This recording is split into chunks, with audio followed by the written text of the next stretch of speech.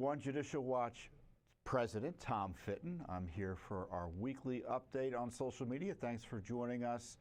It's just a few days until the election. I'll give you the latest in terms of election law updates, a spectacular ruling from the Fifth Circuit about the counting of ballots after Election Day, specifically received after Election Day, a remarkable result as a result of Judicial Watch's litigation.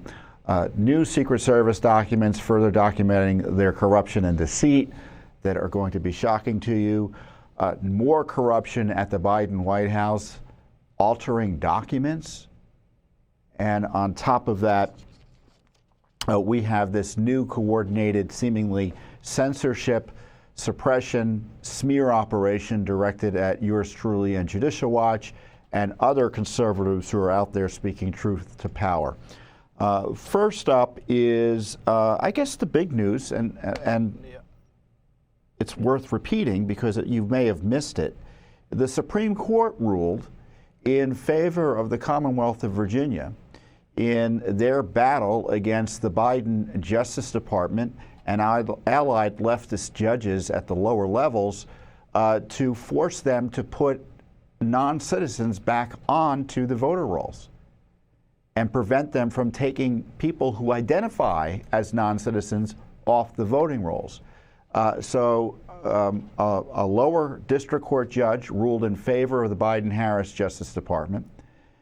So Virginia lost there. They went up to the left-leaning Fourth Circuit Court of Appeals. Virginia lost there as well. And then Virginia appealed it immediately to the Supreme Court. And 6 justices, in a strong majority, said that no, Virginia can keep on doing what it's doing effectively. What's remarkable about that decision is that the 3 justices appointed by Obama, Biden, Harris, right? Justices Sotomayor, Justice Kagan, and Justice Jackson all voted effectively to force Virginia to put non-citizens on the rolls. So that's frankly a disturbing result because this should have been a 9-0 decision based on the law and practicalities in terms of what the Justice Department can do to force states to maintain their roles one way or the other in a week or two before the election. And I said it once and I'll say it again. The fact that the Biden-Harris Justice Department sued Virginia to force them to put non-citizens on the rolls, thankfully the Supreme Court intervened and stopped it, is proof positive, to me at least, that the left wants non-citizens to vote in the elections. Because if you make sure they're on the rolls, you're providing them opportunities to vote. There was a case out in Michigan, it occurs to me, this week that was announced. There's charges been brought against a Chinese national, a student who registered to vote and then voted. And the only reason he's been caught is because he called up and said, I want my ballot back. And I guess some of the election officials were smart enough to put 2 and 2 together and figured out that he had voted illegally. But again, the only reason we found out about it is because he turned himself in. And it's a further indication we need to strengthen the federal laws out there. There's a federal law that prohibits non-citizens from voting or registering to vote and voting in elections. But as I've described, it's a Scouts Honor law. It means the law says that you can't attest falsely that you're a citizen in order to vote, but there's no verification required for citizenship status. And that needs to be done. Because otherwise, there's no way of checking. I shouldn't say there's no way of checking, but it's insufficient. And the American people want it. The Gallup poll just released a week or so ago shows over 80% of Americans want it, including a majority of Democrats, a strong majority, over 65%. So, but the leftist leadership, the politicians in the thrall of the left really hate the idea of citizenship, right? They don't want citizens to run this country. I mean, their idea and their fantasy is that we're some sort of one world where everyone can vote in everyone's elections, and they're really national governments go the way of the dinosaur. And this is part of really an extremist left-wing movement to destroy citizenship in the United States, the very concept of it. And this is why I wrote my new book, Rights and Freedoms in Peril, an investigative report on the last attack on America. I talk about the threat of non-citizens, their presence, and other issues as it relates to our right to govern ourselves. And who should govern us? Non-citizens or citizens? Should Congress answer to Americans or to non-citizens? Should the president answer to Americans or non-citizens? And the book's on sale now. It's all over. I was traveling this week. I'll talk about that a little bit later, but it's in the bookstores in the airport. So if you're in the airport, stop by and pick up the book. And if you don't see it, ask for it. Because if you ask for it, the booksellers take notice. And it's been selling well, Rights and Freedoms in Peril. It's essential reading. And I tell you, if you're watching this video before the election, you should buy it. And go straight to the election section. What's the chapter? You think I would have that all memorized by now? An election like any other. I talk about 2020, and the question is 2024 going to be like 2020? That's why you got to read the book. And I know a lot of folks are asking, I know everyone asks me, I shouldn't say everyone, many ask, what do I think is going to happen on Election Day? I don't know what's going to happen on Election Day, and no one really knows for sure. I have my personal suspicions. I tend to think Trump is more likely to win than Kamala Harris. I tend to think that Congress is going to be Republican, but I'm not sure. And from Judicial Watch's perspective, it doesn't really matter who wins in the sense that we still have a job to do. And as a citizen, I think you should take the same approach. It doesn't matter who you support, Harris or Trump, or even a third-party candidate, I don't know. But there's always work to do for citizens. I mean, the vigilance must continue. But in terms of the election outcomes and disputes about the elections, which I think is something I can really get into, it's there are three outcomes in the election, in my view, or the three most likely outcomes, because there's always something weird that could happen. I can't even fathom. Kamala Harris wins outright. It's election night. There's no doubt she won. There's no votes that are going to change the election, and she's declared essentially the winner, and the party's over. Similarly, Trump wins on election night. No doubt he won. There are no votes that are going to change the outcome that are outstanding. Party's over. And then there's the third result, which is the 2020 result, is that there is no candidate who is declared the winner on Election Day, essentially. That's unclear who won. And my view is, based on prior experience, if we don't know who won on Election Day, Trump's going to lose, because of what I believe to be illicit voting, or no, illicit counting of votes past Election Day. In 2020, Trump had the votes to win the election on election night, and those results changed as a result of unprecedented counting after Election Day.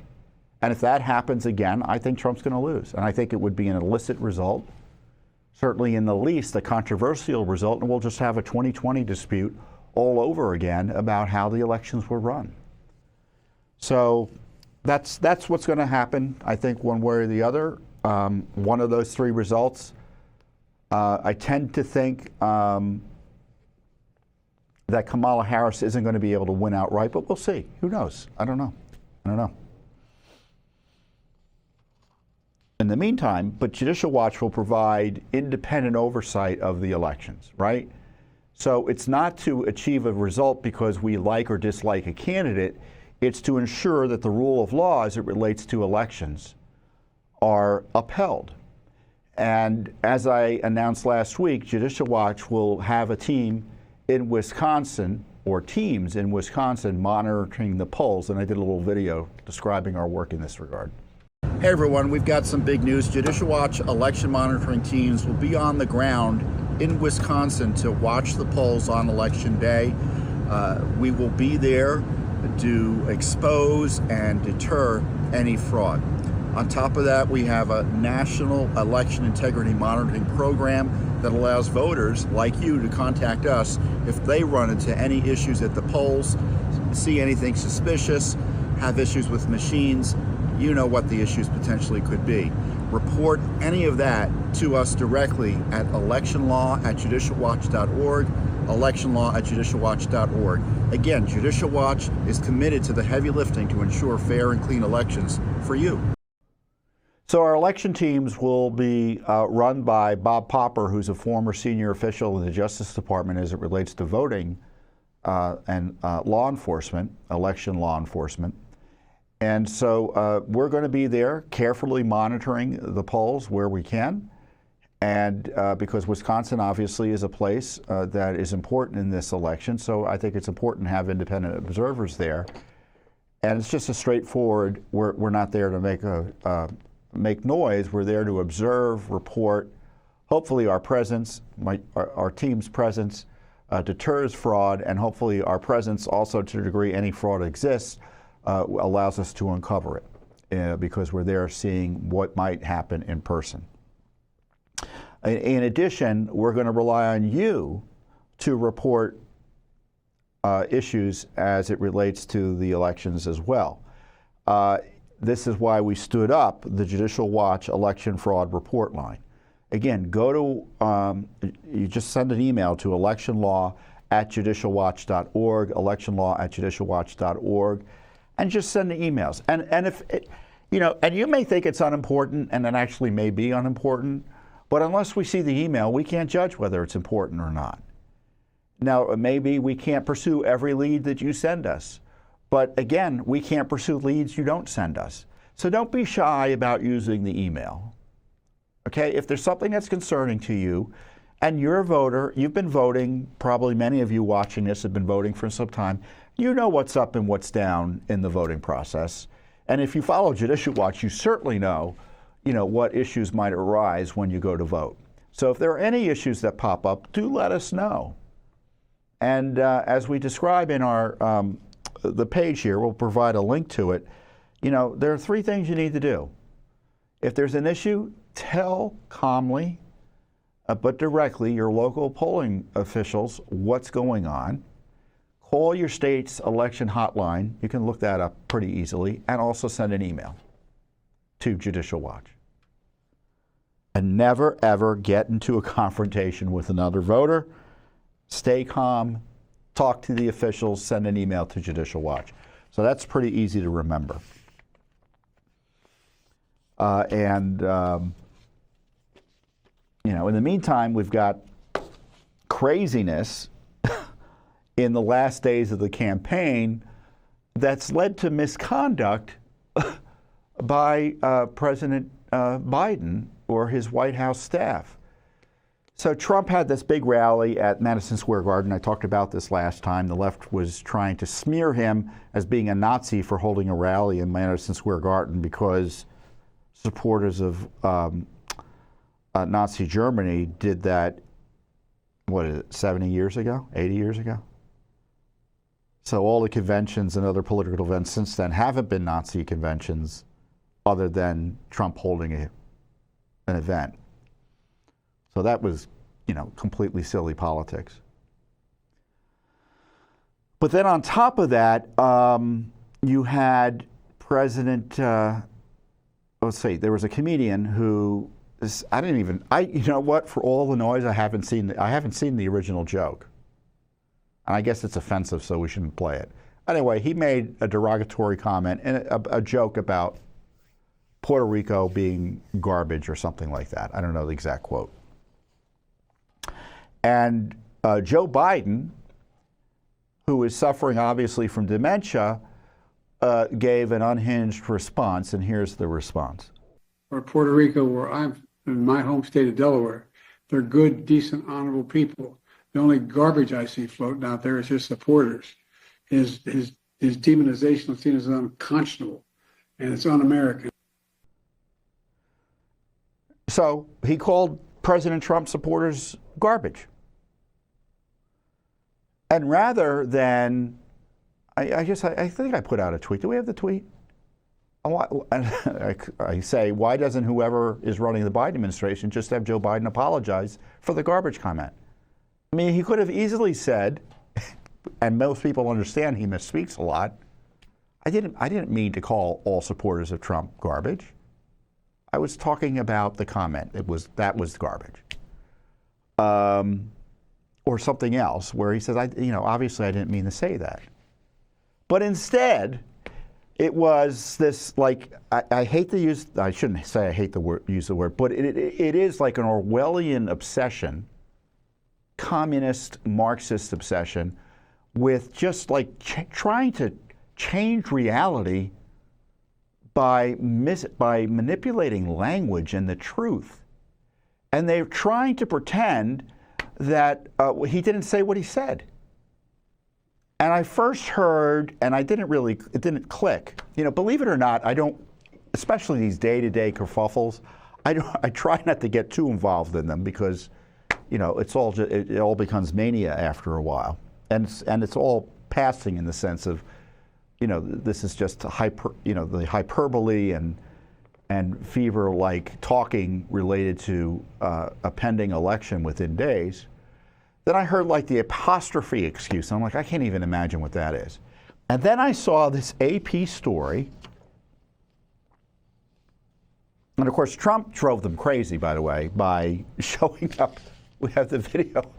He put it out on his True Social website. Let's show that picture before we get in that. So he's trying to, How do you like my garbage truck? Turn it into This truck is in honor of Kamala and Joe Biden. Biden. By showing up in a garbage truck, which was kind of funny, and wearing the orange.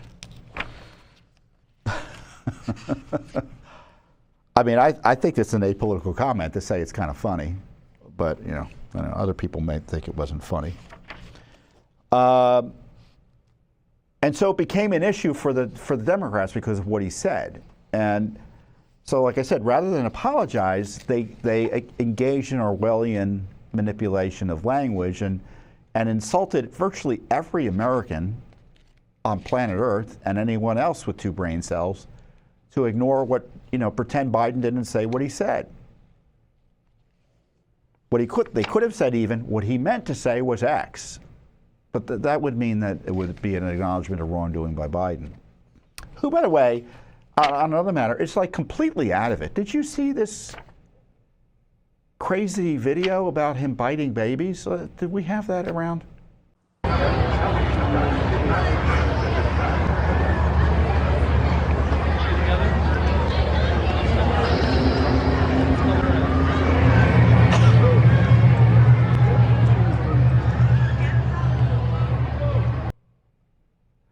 So, and there's another video of him biting another baby's leg. Now, he's playfully doing it, but it's not normal behavior for a president. Playfully biting babies. And, the issue to me is Kamala Harris is one of the responsible officials under the 25th Amendment. And she's been inexcusably AWOL on his obvious dementia, which I would argue was part of this garbage comment. Although she tried to run away from it a little bit. She says she didn't. She says he clarified his comments. He didn't clarify his comments. He didn't even apologize. Here's the tweet of what whoever is running the Biden White House put out. Read that. I referred to the hateful rhetoric about Puerto Rico spewed by Trump's supporter as garbage, which is the only word I can think to describe it. That's all I meant to say. The comments at that rally don't reflect who we are as a nation. So no apology.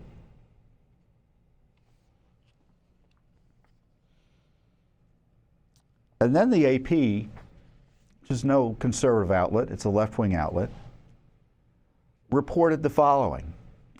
The Biden White House altered records of Biden's garbage remarks despite stenographers' concerns. So there's an official, and we've investigated this, Judicial Watch is investigating this issue. There is a White House stenographer's office. I think I had a, hold on one second. Tick tock here. I have some detail to share with you.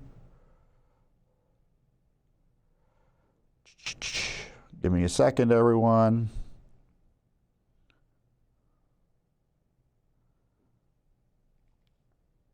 Well, anyway, hold on one second. So we tried to figure out from where this complaint came from about the stenographer complaints.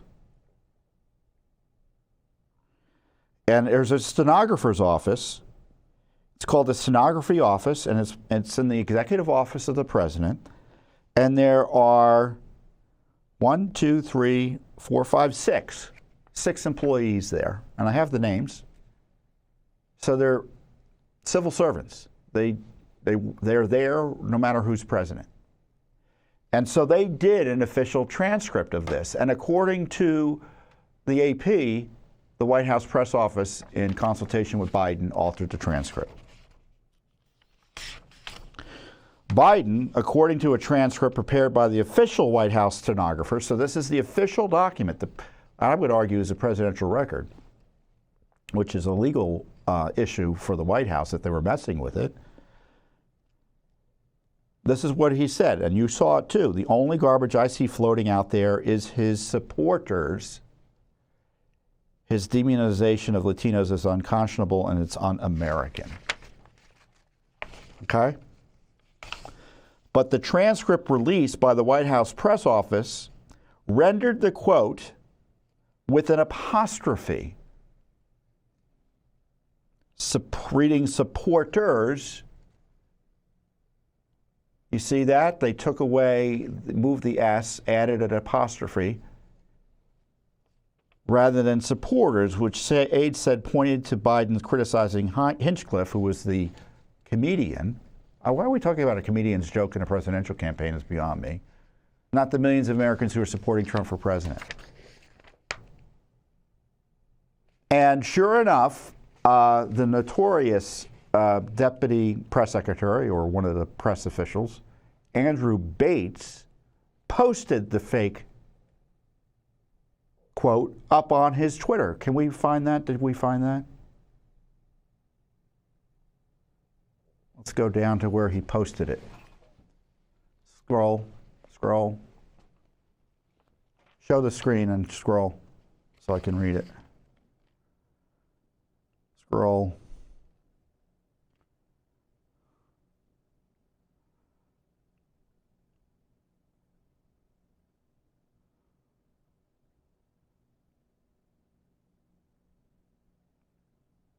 Well, these seem, you're not going to find it because you're not logged into Twitter.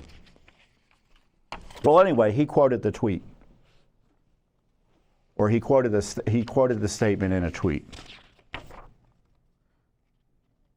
So he put out false information, right? And the White House personnel, the civil service people, were upset about this, what they call the spoliation. According to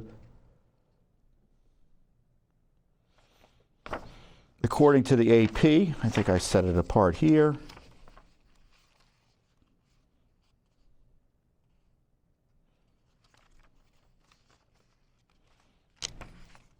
I'm sorry, everyone. Normally I'm a little bit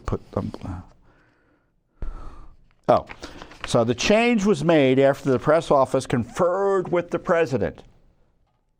And this is according to an email that evidently had been linked to the Post. It was from the head of the office. And the email's, it's authentic. The AP confirmed it. The supervisor in the email called the press office's handling of the matter, quote, a breach of protocol and spoliation of transcript integrity between the stenography and press offices. If there is a difference in interpretation, the press office may choose to withhold the transcript but cannot edit it independently. Our stenography office transcript released to our distro, meaning distribution list, which includes the National Archives, hence it being a presidential record, it looks like, is now different than the version edited and released by the public by press office staff. So this is a substantial legal issue. You know, based on the Trump rules, right, we're all now, you know, the rules for Trump, we're all supposed to be very sensitive about protecting the authenticity of presidential records and securing them. And here they edited them in a way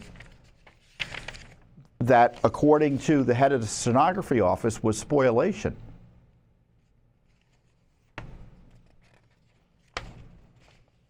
Look up that word, spoliation. I'm going to look up that word. I know what it means generally, but it has a legal connotation, and I thought it was interesting that the stenographer used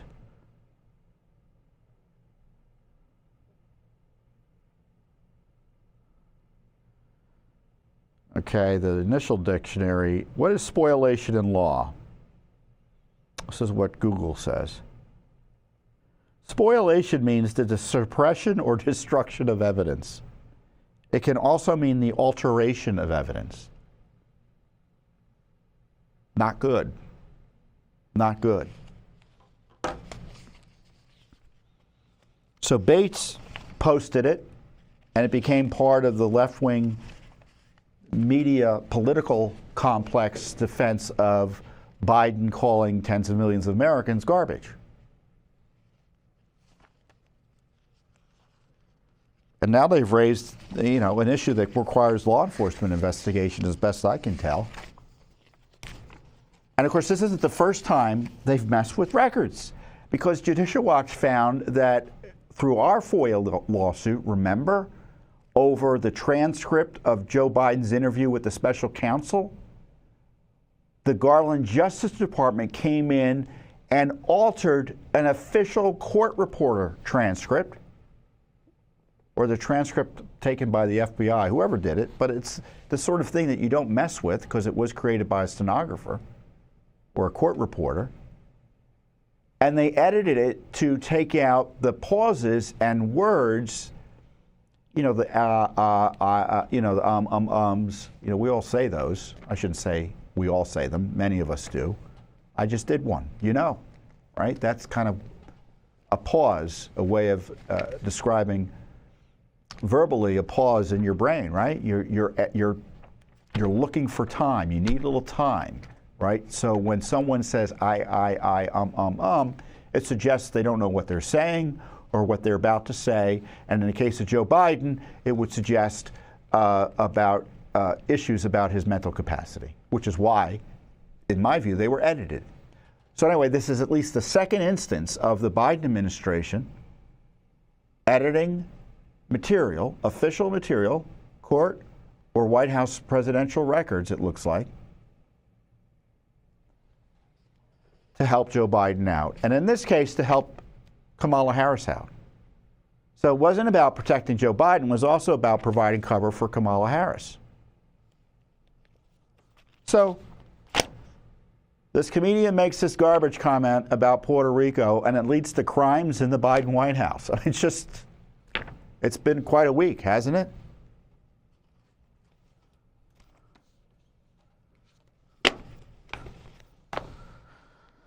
Oh boy.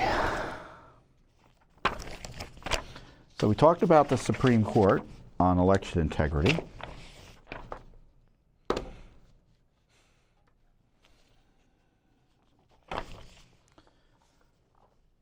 But the biggest news of the week, in my view, I mentioned it last week, but I didn't get a chance to look at the opinion, was a massive victory by Judicial Watch. And as I talked about, our election law team is second to none. In this case, Russ Nobile, one of our lawyers, was leading this case. We obtained a massive victory from the Fifth Circuit Court of Appeals, finding that the counting of ballots received after Election Day is contrary to federal law. Massive victory. It may not be imposed on Mississippi, which is the state that was counting the ballots after Election Day for 5 days, received after Election Day. 5 days after Election Day, they were still going to be able to take ballots in and count them. But it's a massive victory in terms of, for the first time, an appellate court has found what I think is an obvious point, that Election Day means Election Day.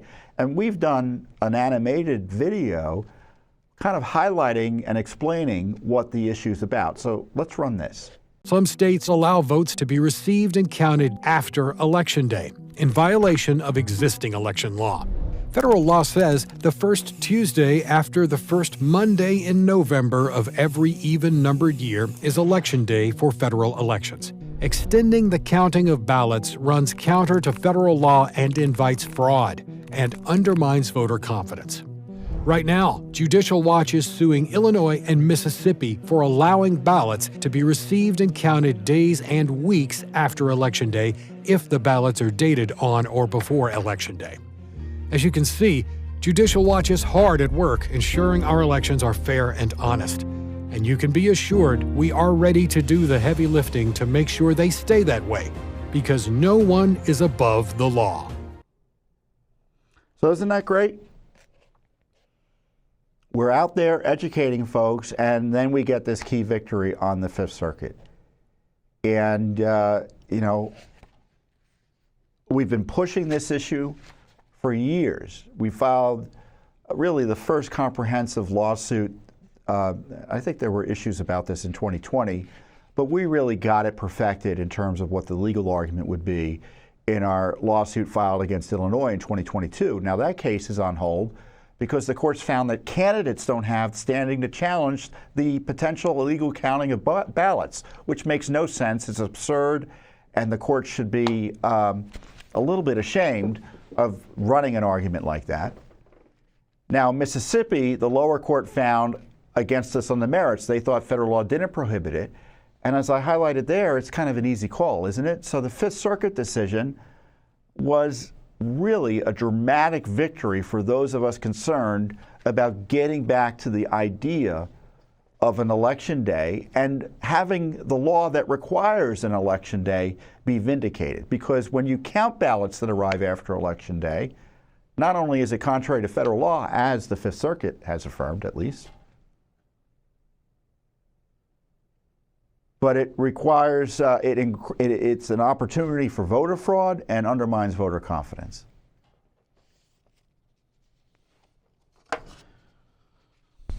Now, our client in Mississippi was the Libertarian Party of Mississippi, and I'd like to thank them for pursuing justice here. The other plaintiff in the case was the Republican National Committee. Of course, the left intervened to try to stop us down there. They lost. So it's not just the state we sue. We ended up having to sue leftists because they intervened to be defendants in the cases sometimes on these election law issues.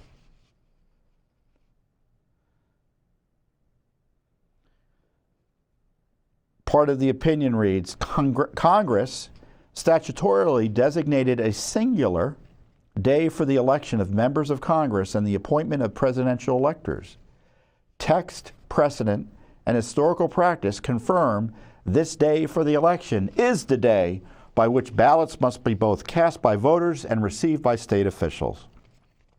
Because Mississippi's statute allows ballot receipt up to 5 days after the federal election day, it is preempted by federal law. We reverse the district court's contrary judgment and remand for further proceeding.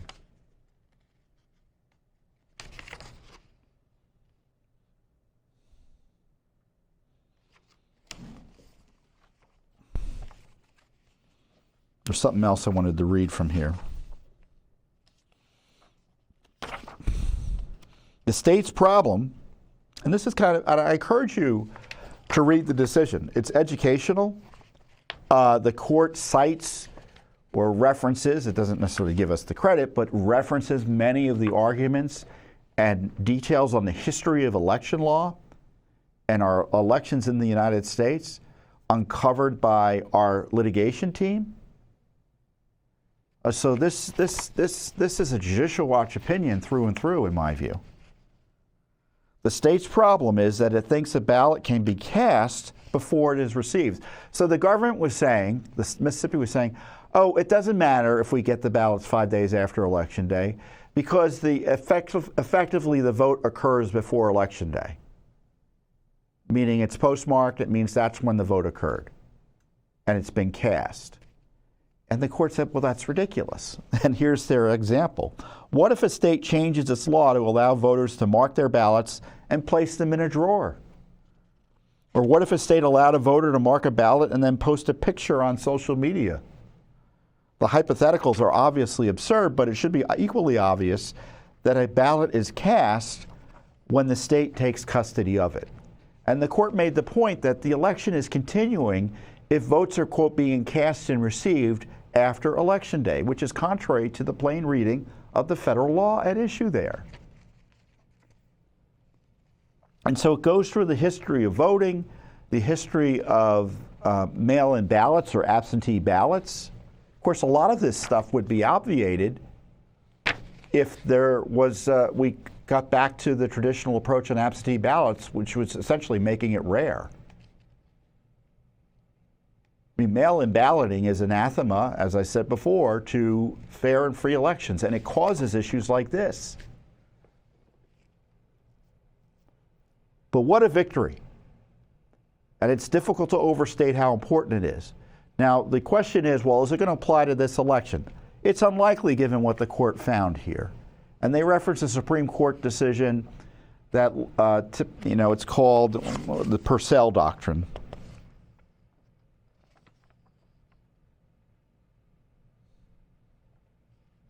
The Purcell Doctrine generally frowns upon messing with election processes in the run-up or close to an election. And so they basically told the lower court, keep this case going because there's a point here that Judicial Watch and others are making, but don't mess with the next election. But on the other hand, this issue is going to be a big debate even in this election. Because we've all been told that it's normal for the 18 or 19 states that do it to count ballots received after Election Day. And it ain't normal. And according to the Fifth Circuit, it's contrary to federal law. Now, the Fifth Circuit, I think their states in the Fifth Circuit are only, is it Mississippi, Louisiana, and Texas? But certainly, it's going to be used and considered in other states as well in other challenges. As Justice Kavanaugh, this is the final part of the decision. As Justice Kavanaugh recently emphasized, to state the obvious, a state cannot conduct an election without deadlines. A deadline is not unconstitutional merely because of voters' own failures to take timely steps to secure the franchise. Federal law requires voters to take timely steps to vote by Election Day, and federal law does not permit the state of Mississippi to extend the period for voting by 1 day, 5 days, or 100 days. The state's contrary law is preempted. So this is a great decision. I mean, it's everything that Judicial Watch has been saying about this for years. Now, I think it's a little bit wrong. You want to hear where I think it's wrong? In the decision, the court says, well, this doesn't mean they can't count ballots past Election Day that have been received by Election Day. And I would say that's contrary to the law that they cite here, too. If there's no deadline by which states need to count ballots, what good is having an Election Day? I mean, we saw in 2020, for the first time in American history, at least modern history, we had election results that were not obtained that told Americans, practically speaking, who won. In fact, the vote totals at the time showed that Trump won, and it was days before we found out who the winner was. Maricopa County, they announced it's going to take them 13 days to figure out the votes. Texas, right now, they count ballots that arrive up to the day after Election Day. So that, Georgia, Raffensperger, the Secretary of State, said they may not know the winner until 3 days after Election Day because they count votes, according to this decision, illegally, up till Friday. They allow overseas ballots to come in up to 3 days past Election Day. There's no provision in federal law for that. So I would submit that counting ballots received after Election Day obviously is illicit. The Fifth Circuit agrees with me on that. They don't agree, and I don't know if they don't agree in the sense that it's a finding as opposed to dicta, meaning a passing reference that doesn't really provide any substantial legal guidance or precedence. I mean, under that theory, maybe they can count ballots forever. It just never stops. I mean, think of congressional fights where you have disputes about congressional outcomes, right? And it's up to the House or the Senate to decide, and it's happened before, who gets to be seated. I mean, think of if there's no, quote, deadline for counting ballots, that would be an inducement to just keep the election open, practically speaking. I mean, I think when federal law says you need to choose the electors on Election Day, that means you got to choose the winner and document it. And don't tell me it can't be done. Of course it can be done. Now, does it mean you don't calculate votes afterwards? Yes, but if the calculation of votes afterwards, there's votes that are provisional ballots and such like that, to the degree provisional ballots can be counted post-Election Day, there has to be justification for that in federal law. And the states are playing fast and loose with Election Day, and I think it's undermining election confidence. So I don't want to get distracted too much on this issue, but it could be a big issue in 2024 again, because I don't think ballot counting should extend past Election Day, as it's happened, they're planning to do in Michigan, how they're planning to do in Pennsylvania, in Arizona, in Georgia.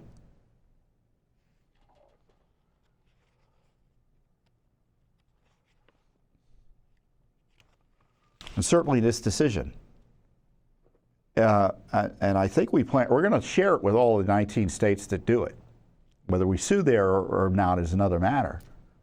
But all the states should be on notice, and you should find out whether your state allows the counting of ballots after Election Day. And this could be a nice little activist opportunity for you, dear listener, dear viewer. Look at this first Fifth Circuit opinion. It's linked on our website. We'll link it below. And send it to the responsible officials in your state. Send it to your state legislator, send it to your, or legislators, right? I guess some states have assemblies and senates and houses.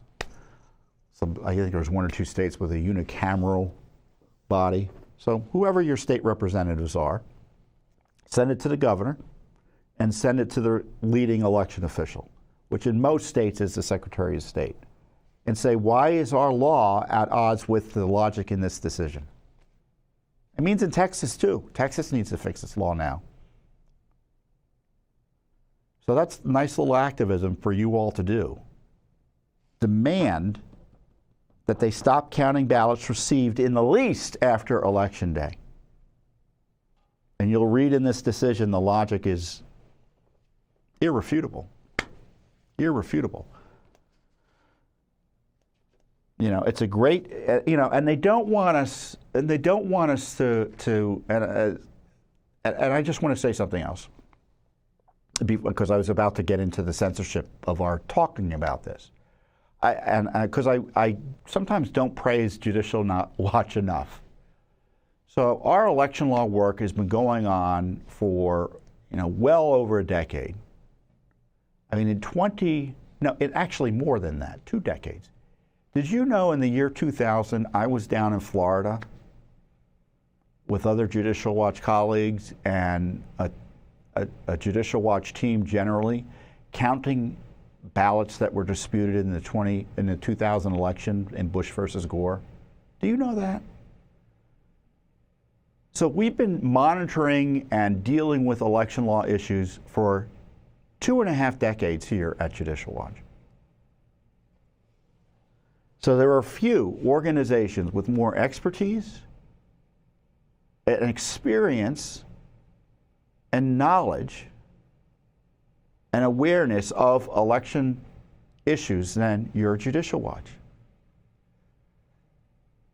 And not only do we have these lawsuits, including this massively successive lawsuit in the Fifth Circuit, but we have lawsuits that have been successful over the years and other litigation, legal action to clean up the election rolls. 4 million names cleaned from the election rolls in just the last year and a half or two. We just filed a lawsuit in Oregon to clean the rolls there, as I talked about last week. And so I know the RNC has been suing on some of these issues now, which is fine. And other groups have been suing on some of these issues now. Like, for instance, our friends, I think it's at American First Legal, sued in Arizona for the list of names of voters who were found to be ineligible potentially to vote in federal elections, if I think I'm describing it correctly. Nice little victory there. So I'm glad there are other groups doing it. But respectfully to everyone else, there's no one that can match our expertise in this regard. There really isn't. And our demonstrated record of success, certainly on election law issues. So it's important that we are able to continue this work, and frankly, we only do it with your support. And as I said earlier, one great way to support Judicial Watch is to buy my new book, Rights and Freedoms in Peril. It's a Judicial Watch book, so it's a way to support Judicial Watch as well.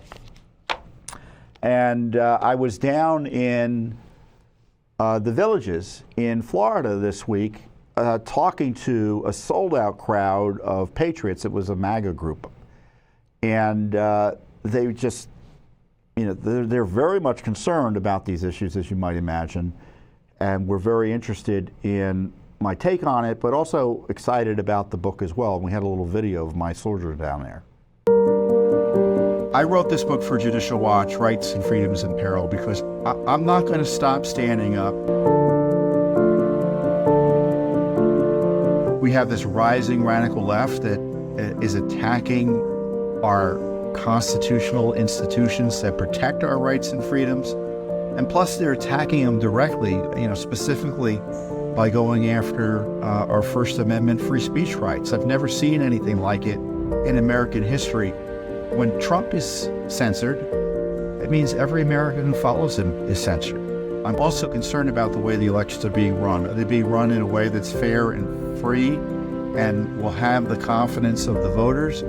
I'm concerned it didn't happen in 2020, and I'm concerned a lot of the elements in place are going to make the 2024 election also controversial. Judicial Watch isn't going to stop standing up for constitutional government, for sovereignty, for the First Amendment, for the Constitution, for the rule of law, for life, against lawfare. I mean, we have to stand strong. That's why I think it's important people read this book so they understand what the issues are. Our rights and freedoms literally are in peril.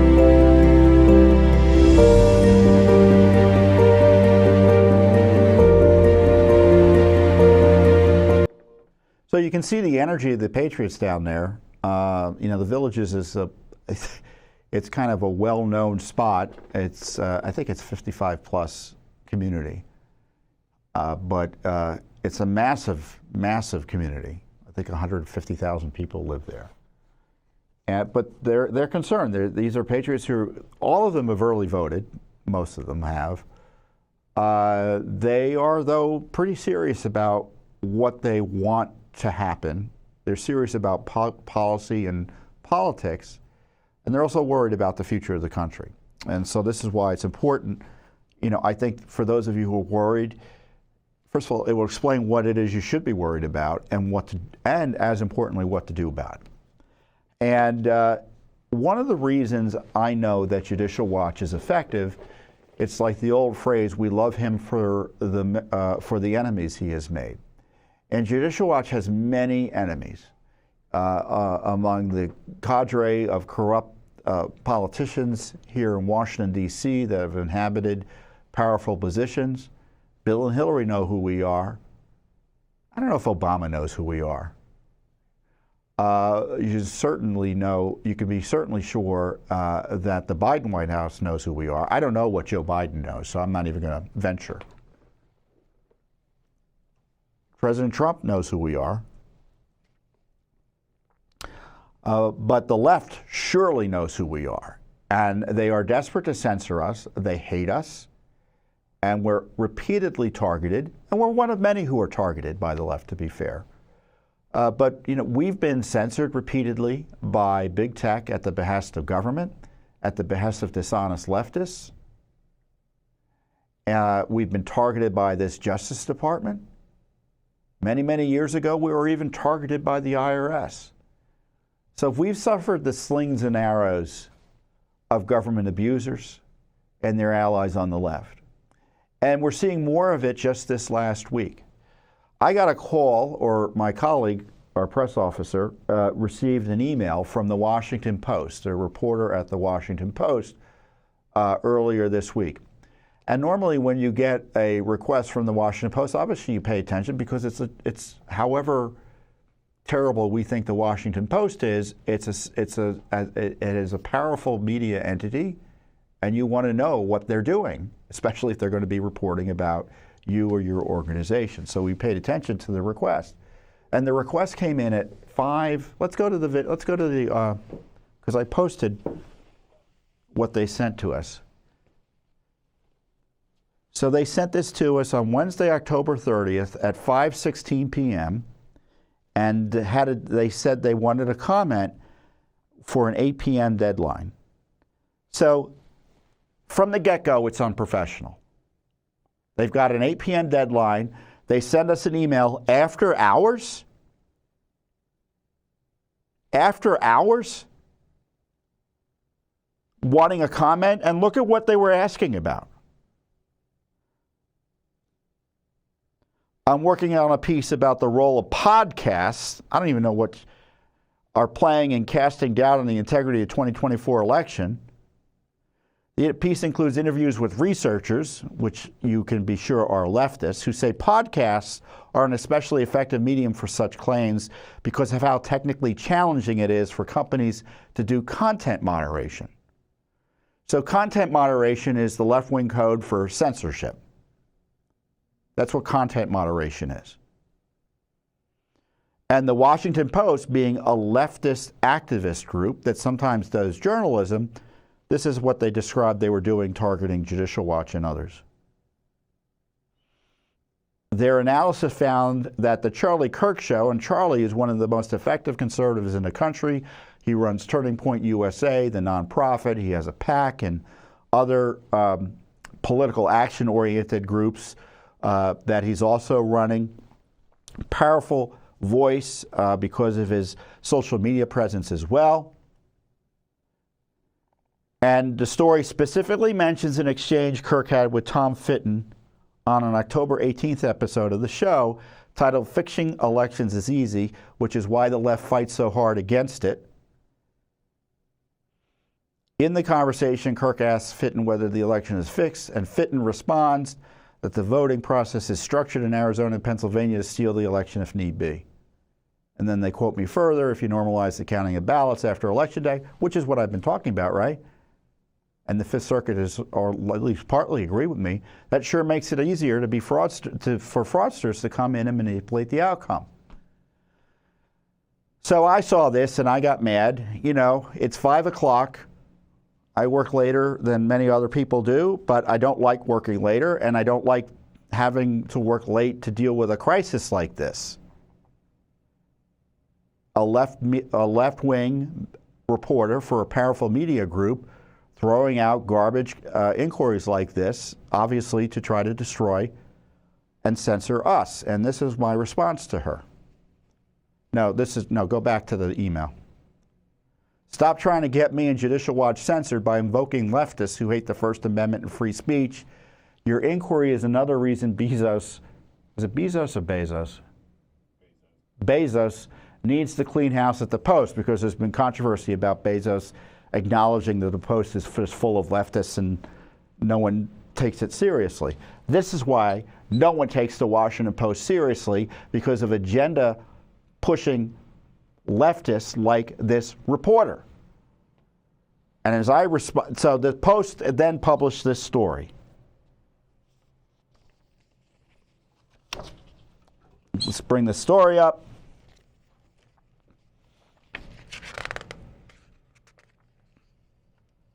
Go down to, in an episode of the Charlie Kirk Show last week, the host who leads the pro-Trump youth group, Turning Point USA, asked his guests whether the election is fixed. Tom Fitton, head of the conservative group Judicial Watch, responded by falsely claiming,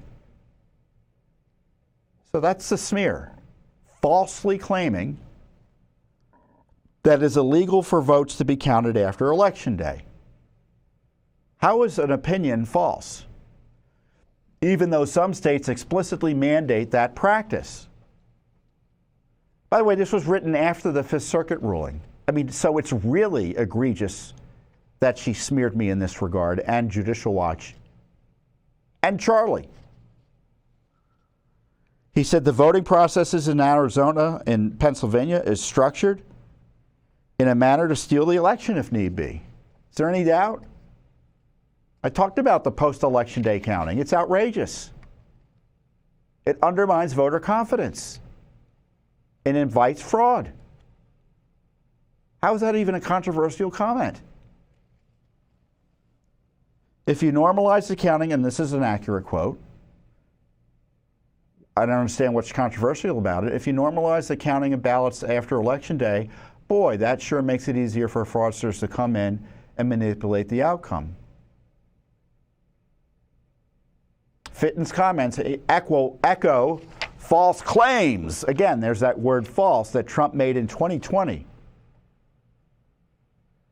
when he said he had won the race because he was ahead. It's not a false claim. It's an argument that should have been taken seriously legally. He should have probably pursued it legally more aggressively than his team did. But it's still a legal argument, partly vindicated by this decision that, at least in the least, says counting ballots that arrive after Election Day is illegal. So this is a smear operation. And here's what I responded to, that's how I responded to it on Twitter, or X. You know, we obtained this Fifth Circuit victory, and it didn't stop the activists. Here are the reporters: Kate Zakarzewski, Naomi Nix, and Jeremy B. Merrill. Those are their handles, from smearing me by dishonestly characterizing as false my expert Judicial Watch opinion that counting ballots after election is unlawful under federal law. Now, I purposely put in the word expert. I know the left doesn't want to take that seriously because the left hates everyone that they disagree with. But I'm an expert, and Judicial Watch is an expert on election processes.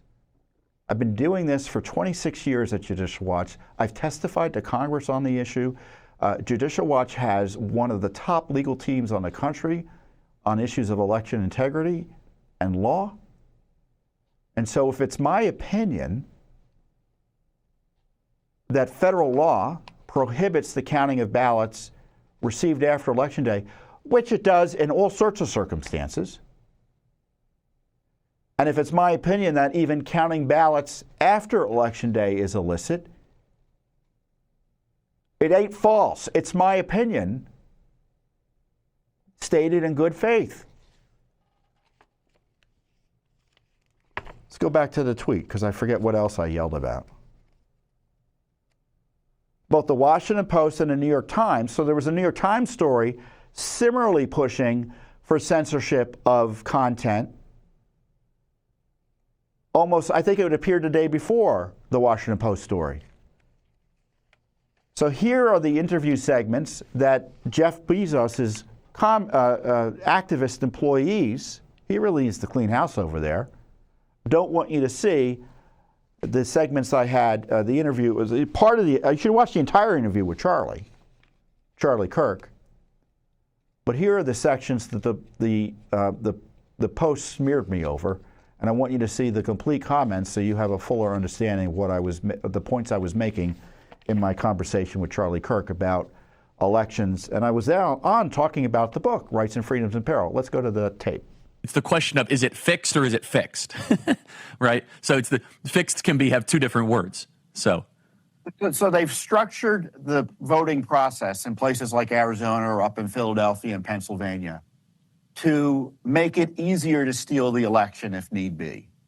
So if you normalize the counting of ballots after Election Day, boy, that sure makes it easier for fraudsters to come in and manipulate the outcome. And they don't care if voters get nervous about it because it's all about winning. In 2020, he had the votes to win on election night, right? And that result was changed as a result of unprecedented, and I would argue unlawful counting that occurred for days after Election Day. And I tell you, if we don't know who won on election night, I think it's going to be very unpleasant in terms of what the outcomes are in terms of voter confidence. How was that controversial? You know, outrageously, YouTube a year ago wouldn't have let me raise those issues about 2020 because they said you can't ask questions about elections and they would kick you off. They've changed that since then. Straightforward analysis. I mean, the whole argument over election integrity is we want stronger rules in place because it makes it easier to set up the steal, if need be, for any party. And it's the left that opposes all these election integrity measures, that want to count ballots forever and a day, that oppose voter ID, want non-citizens to remain on the voter rolls. That is the position of this Biden-Harris administration. Told the Supreme Court to let them do it.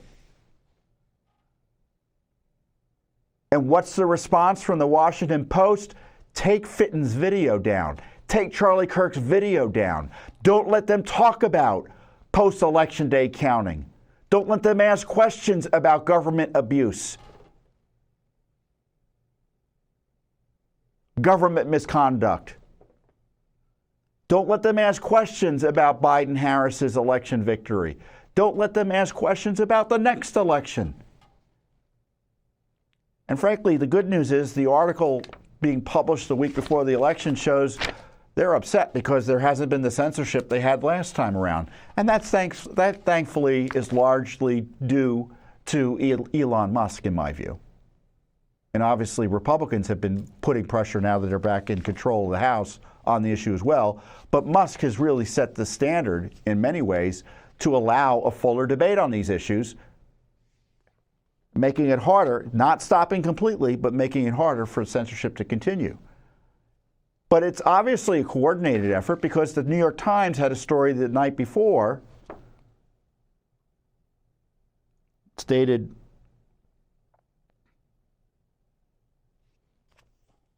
October 31st. Maybe it was the same day. When it was the same day.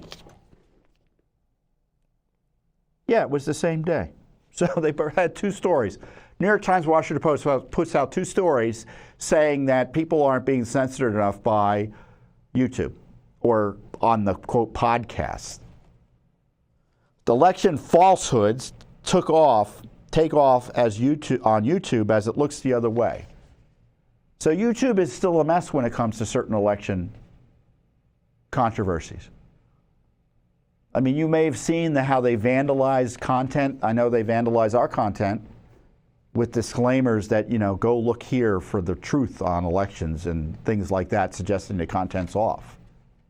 That's censorship and suppression. And they don't reference Judicial Watch in this material, but they talk about how this whole story is based on research done by a radical extremist left-wing group called Media Matters that hates conservatives and wants to ensure that they have no voice on anywhere in the media. And they try to controversialize all comments by conservatives in order to get them censored, suppressed, destroy their advertising, you name it. And I'm like, well, we weren't mentioned here, but I wonder who else is on the list that Media Matters was targeting. And sure enough, let's go to the Media Matters story. Oh, here we are. I'm on the list. Judicial Watch is on the list. And dear viewer, dear listener, if you are a supporter of Judicial Watch, it means they're thinking of you as well. And they're suggesting, what's the title of this report? Go all the way to the top. YouTube let right-wing figures undermine the 24 elections even before any votes were cast. Pushed election misinformation, right? Which is code for information that should be censored. They want to trigger censorship. So scroll down and see what they were saying about Judicial Watch.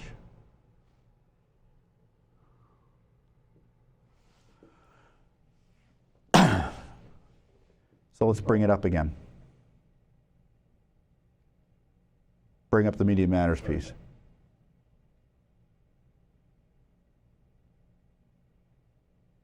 Do you have the Media Matters piece?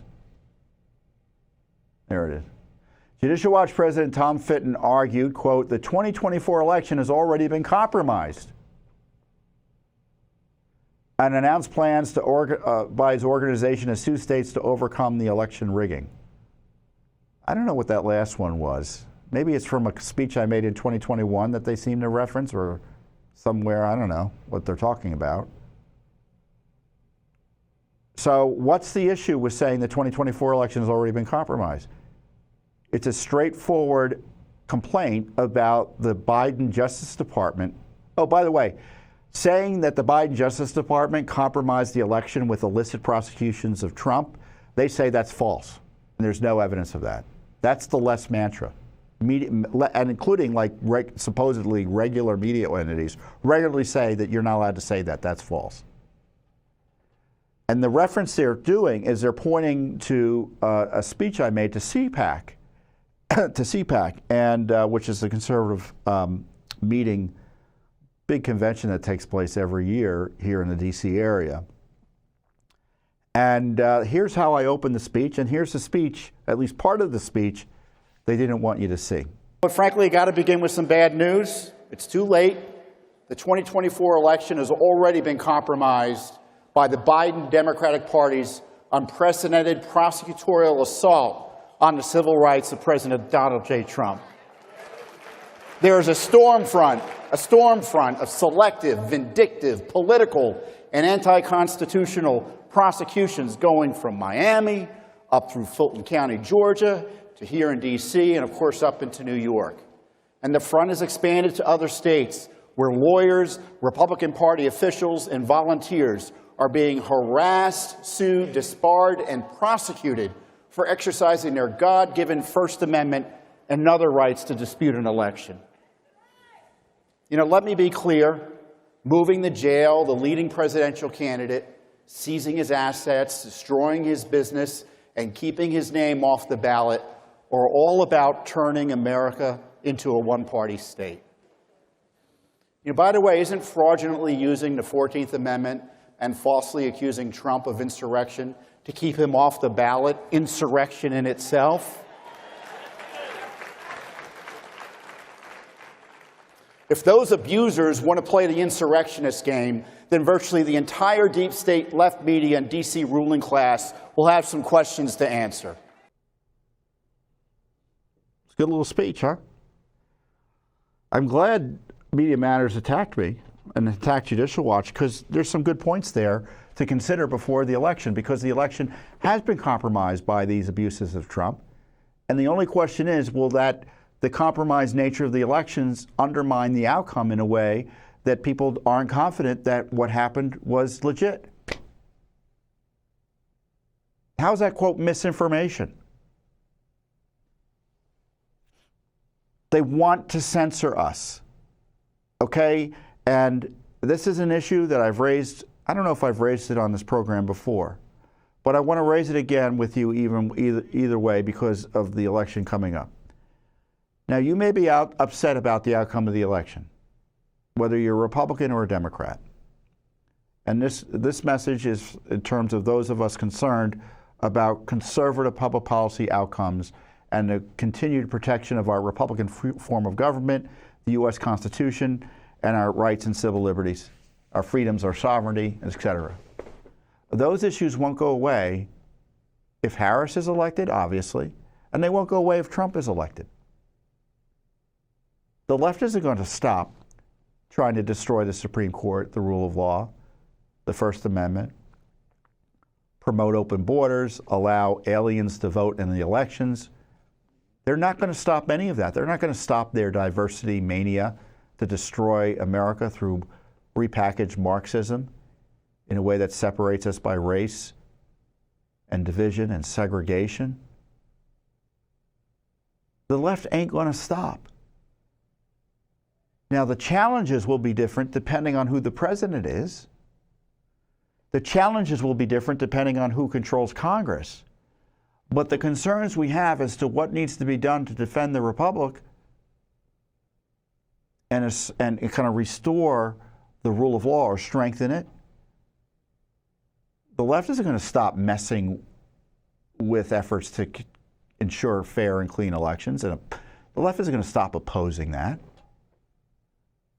So no matter who's president, no matter who runs Congress, same goes to whatever elections are happening in your local community or in your states. The issues never go away. And I would argue your obligation as a citizen to be a watchdog, to be vigilant, never stops. So this censorship issue, obviously they've got this timing issue. It's before the election. They're trying to scare big tech platforms into censoring me, censoring you, censoring other conservatives, Charlie Kirk. Who else is in this? I can see pictures. Ben Shapiro, Kash Patel, Tim Pool, Tucker Carlson, Rudy Giuliani. They want to censor them. You think you're going to stop on Election Day? No. And Judicial Watch has been in not only kind of pushing back, obviously, as I'm talking about in this program, but we've been litigating on the issue, exposing the improper censorship, suing to stop the improper censorship. And we're not going to stop. And Media Matters, the Washington Post, the New York Times, the Biden White House, the Harris White House, assuming it comes to be, some deep stater in the Trump administration who doesn't like what we're doing, some state government official who doesn't like what we're doing, we're not going to back down. We're going to continue to stand strong for the rule of law, clean and fair elections. If we don't have clean and fair elections, everything else is for naught. If we don't get to select who runs the country in a way that's legit, we've lost.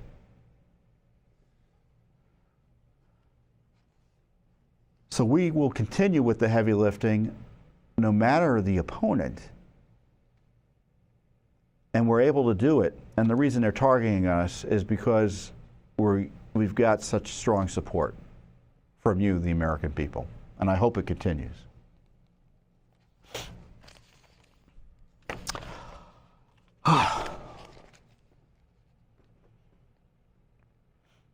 Oh, yeah. By the way, it's still going on. By the way, because I was thinking about that Washington Post piece.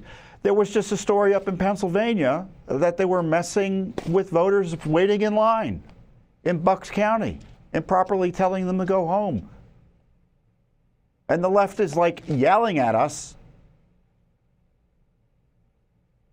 for exposing that and yelling at Trump for being upset about it. mean, the Washington Post is just horrible. Did you see this? I don't know. Do we have the video still of you, Hewitt? So Hugh Hewitt is a radio talk show host, writer. He's a contributing writer, op-ed columnist for the Washington Post. And he was on with two leftists on the Washington Post talking about the election controversies that may ensue as disputes arise related to the election. Here, let's just go to the tape here.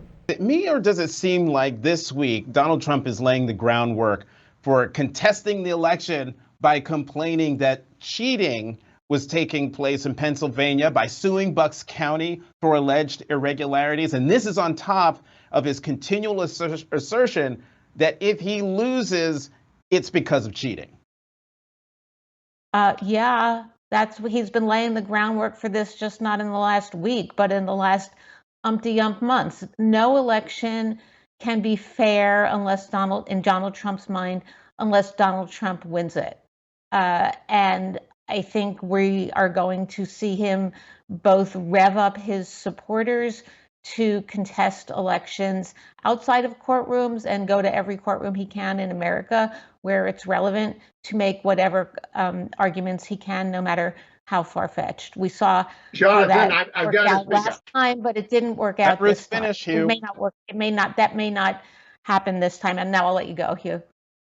Well, I've just got to say, we're news people, even though we're at the opinion section. It's got to be reported.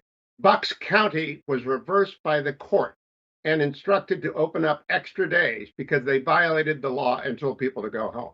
So that lawsuit was brought by the Republican National Committee, and it was successful.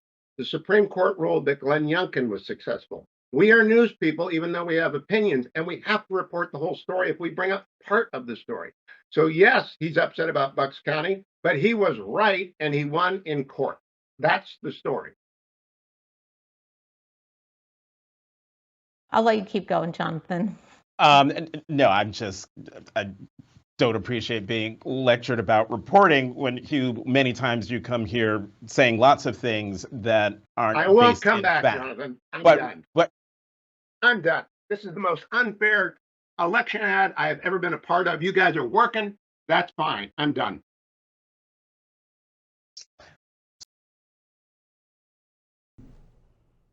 Well, I don't blame Mr. Hewitt for leaving, and evidently he quit writing after that. That's how awful the Washington Post is. And that's the company that's targeting your Judicial Watch.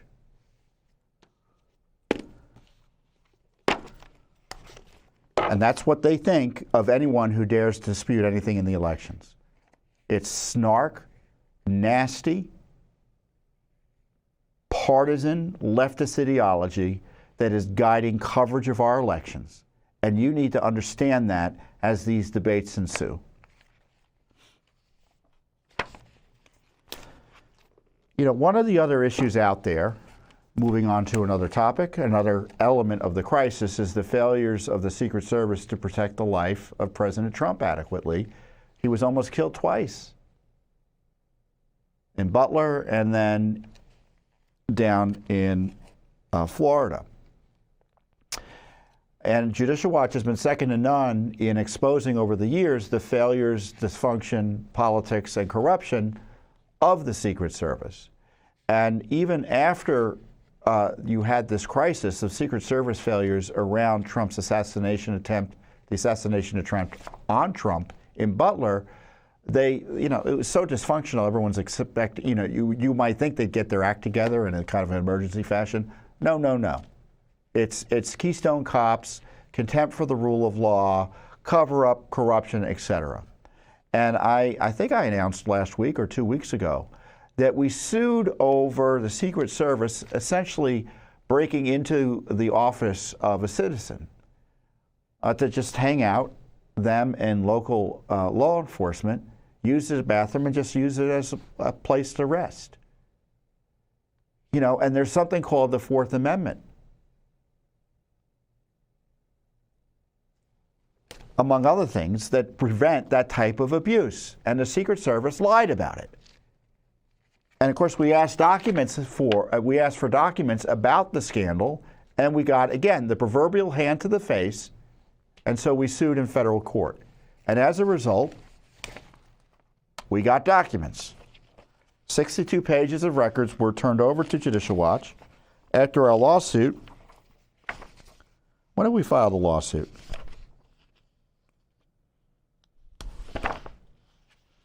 It's almost contemporaneous with the filing of the lawsuit. Oh, wait, no, we filed the lawsuit in... Do you have the lawsuit? Can you click on the lawsuit? Tell me what the date is. Go to the last page. Or it should be on the top of the document as well. Okay, go down and click on the caption on the end of the first paragraph there. Judicial Watch. Yeah, there you are. Pull it down. Okay, so we filed it. Yeah, it was longer ago than I thought. 9/26. September 26th. We got these documents 2 weeks later, October 15th, or they were sent to us. 62 pages. We asked for documents about this video and the subsequent invasion of this person's office by local law enforcement. Invasion might be a strong word, but unlawful intrusion. And here's the video of a Secret Service agent, it looks like, covering up what was about to happen. There you have her come up. She sees the video, camera. Now in the documents they pretend, well, it showed a spot they thought they shouldn't be showed, so they needed to cover it up, but it's clear that wasn't the case. They were just doing it because they were going to do something that was improper. Here she comes, gets a chair, stands up, and there you have her. I don't know, maybe you can even hear her pulling the tape in this audio. Yeah, I think you can. And there you go. So the documents are really incredible. And I encourage you to read the entire material. This is the headline.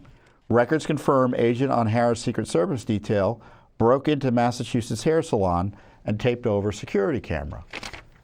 So they were playing games as to what happened, right? And we got the emails showing the admissions that they did what they were that he had been accused of doing.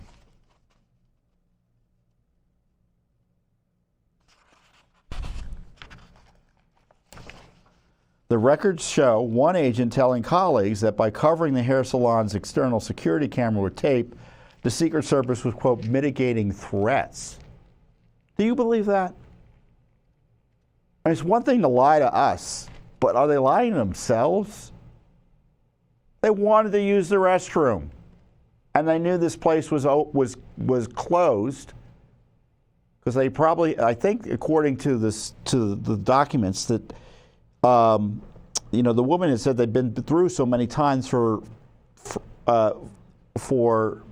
security reasons already with, checking for bombs and things like that as they do prepping for a visit, because it was a Kamala Harris visit up in Massachusetts, that, she said, well, I'm just going to close. But they were all familiar with her place. Secret Service agent in New York field office states in a July email, the owner called the duty desk saying she has pictures of agents going into the house, covering up cameras and using the bathroom. And then they list the address. She just wanted to know who had given permission to go inside and use the space.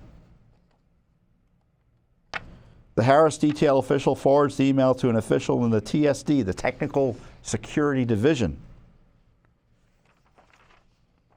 The building in question, someone responded, is blank. It's redacted. It was a multi-story building with a salon on the ground floor and residence above. I entered the day prior, but during working hours, to ask one of the employees about X.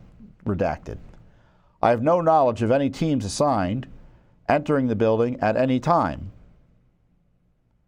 And then he just opines that maybe someone on the balcony above let them in. Well, nothing So he didn't have anything to offer.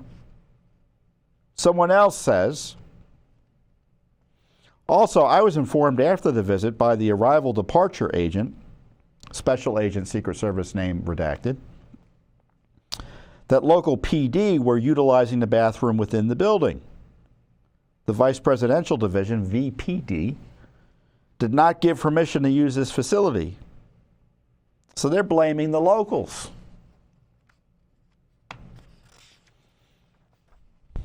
A critical systems protection agent informed us of a camera vulnerability located on the hair salon facing the area departure area. I was informed that attempts were made to contact owners, but unsuccessful. They have a special agent mitigated threats due to covering the exterior camera. So their excuse is that they needed to cover the camera to mitigate threats. Not serious. Then, when you look at the documents, it's just email chain after email chain. And it's really a kind of a useful insight to the way government bureaucracies respond to negative press inquiries, because the press was asking about this, because she started complaining.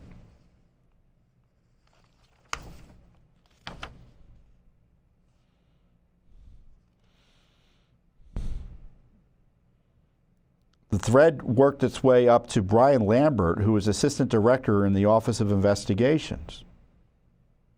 And he wants to know who was there. So they started getting names of other Secret Service agents who were assigned to the area on that day.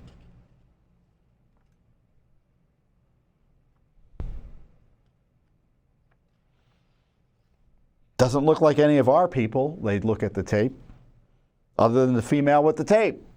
So it was one of their people. It was a Secret Service agent. It wasn't a local police official. It was a Secret Service agent, these documents confirm, who covered up the camera.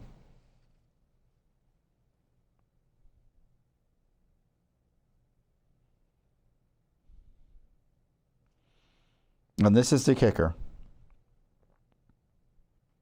The special agent in charge at the Secret Service Boston field office, so a senior agent up in Boston, emails the Pittsfield Police Department. The Boston agent writes, "Hi, Chief, hoping all is well in Pittsfield. Quick question for you. Regarding the video from the salon, were the individuals who went inside ever identified?" After I reviewed it, the police chief responds, it appears 2 females were EMS county ambulance, 1 Secret Service agent, and 1 state police. Hope all is well. And then they respond to Business Insider. I think it's in the documents here. I think because I called it up.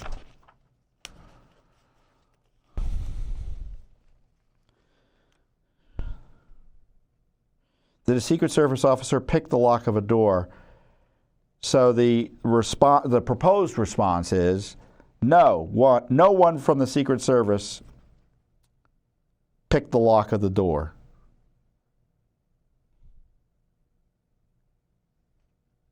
Secret Service personnel did not ask for permission,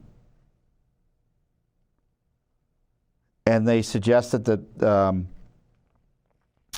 that none of the people who entered the salon were Secret Service agents.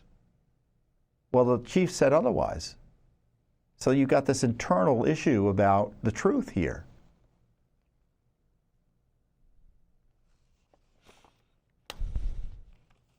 What else did I flag?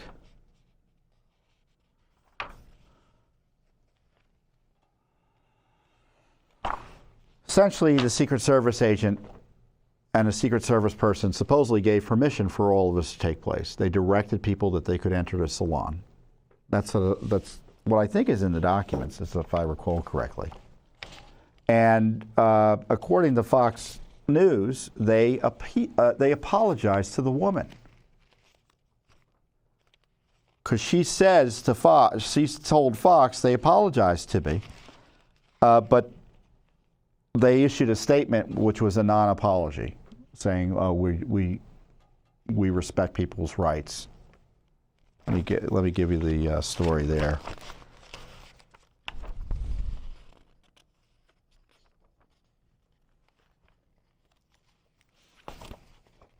Fox News, the U.S. Secret Service. So it's in the documents. They're giving us news stories. Fox News, the Secret Service was forced to apologize to a Massachusetts salon owner after using her building's bathroom without permission. They broke into her building by picking the lock, then allowed various people to use the salon's bathroom over a 2-hour period. Powers told Business Insider she was aware she had to close her salon, but was not informed the Secret Service had other plans for her office. They had a bunch of people in and out doing a couple of bomb sweeps again. Totally understand that they had to do that due to the nature of the situation. At that point, my team felt it was like a little chaotic, and we just made the decision to close.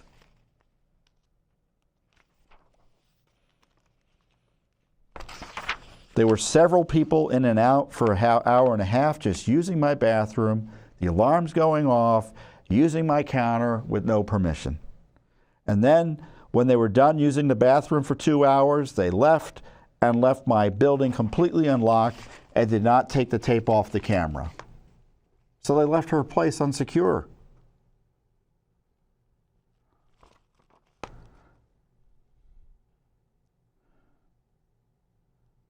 Secret Service said that it had been in contact with Powers following the incident. The business owner said she received an apology from the Secret Service Boston's office. So they're telling folks internally they had nothing to do with it, and they're apologizing to the woman for doing it. Which is it?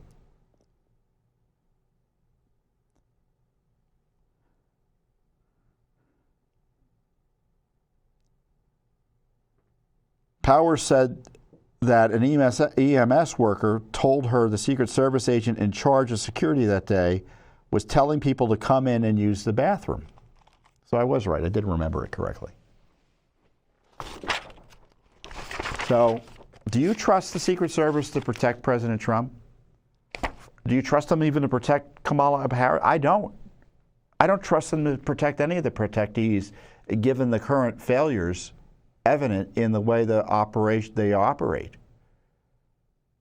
You have this DEI issue, you have this politicization, this nasty bureaucratic infighting and mismanagement, all of which has been uncovered by Judicial Watch.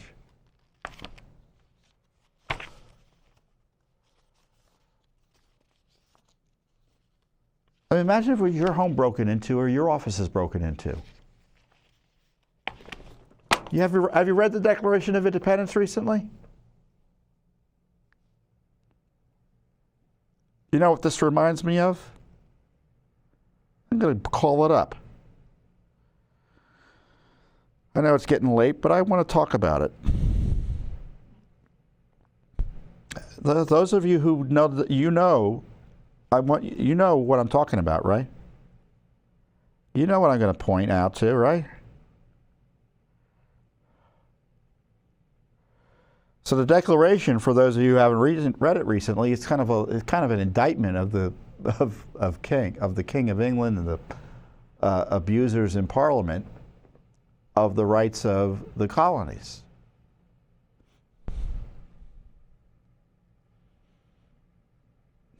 And one of the big issues that they had was following.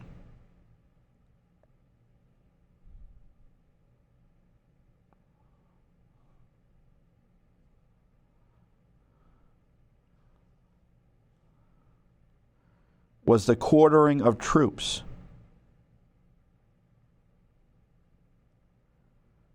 For the quartering of large bodies of armed troops among us.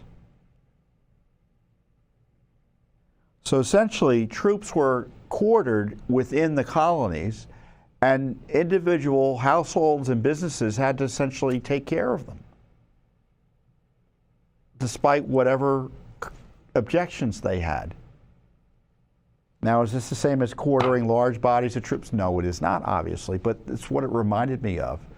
Like the government sending in law enforcement to hang out in your house or your private property, your business. It goes beyond being anti-constitutional.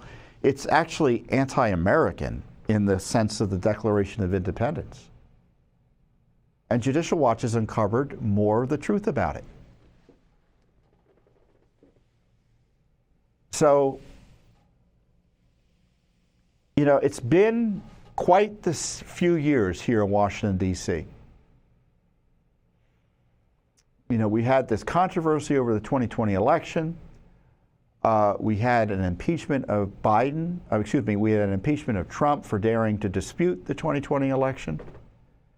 We've had retaliatory prosecutions against Trump, vicious attacks on Americans by the millions through censorship, abuses by the Biden-Harris administration in terms of contempt for the rule of law that had to be repeatedly curtailed by the Supreme Court.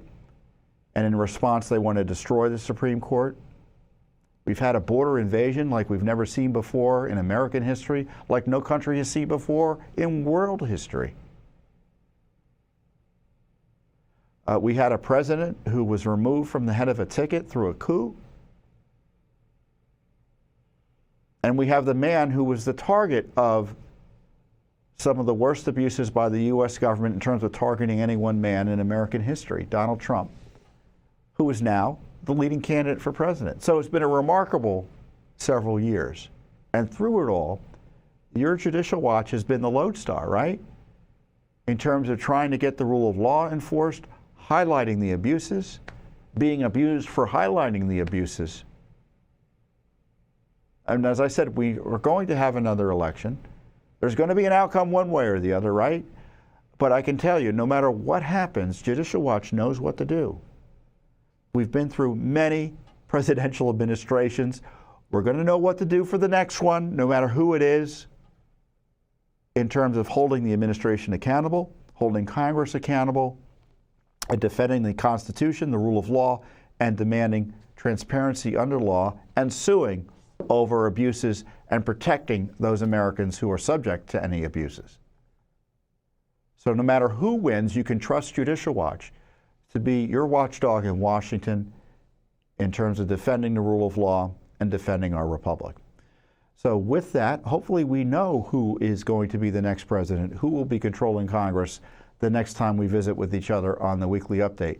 But until then, God bless you and God bless America. Thanks for watching. Don't forget to hit that subscribe button and like our video down below.